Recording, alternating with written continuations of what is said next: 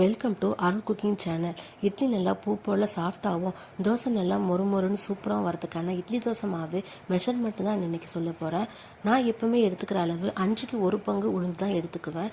இன்றைக்கி எடுத்துக்கிற அளவு 7 டம்ளர் இட்லி அரிசி, 2 டம்ளர் சாப்பாட்டு அரிசி, 1.5 ஸ்பூன் வெந்தயம், மொத்தம் 9 டம்ளர் அரிசிக்கு 1.25 டம்ளர் உளுந்தையும் போட்டு மொத்தமாகவே சேர்த்து நான் கழுவி எப்பவுமே ஊற வச்சுக்குவேன். நெக்ஸ்ட்டு அரைக்கிறதுக்கு ஒரு 1/2 அன் ஹவர் முன்னாடி ஒரு கையளவு ஒயிட் அவளையும் சேர்த்துக்குங்க. நல்லா சூப்பராக இட்லி தோசை வரும்.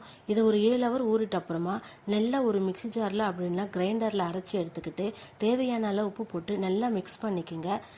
ஒரு 4 ஹவர்ஸ் வெளியே வச்சுட்டு ஃப்ரிட்ஜில் வச்சு மறுநாள் எடுத்து நல்லா சூப்பரான இட்லி ஊற்றி பாருங்கள், தோசையும் ஊற்றி பாருங்கள். நல்லா சூப்பராக மொறுமொறுன்னு தோசையும் நல்லா பூ போல் சாஃப்டான இட்லியும் ரெடி ஆகிடும். நீங்களே இதே மாதிரி ட்ரை பண்ணி பாருங்கள்.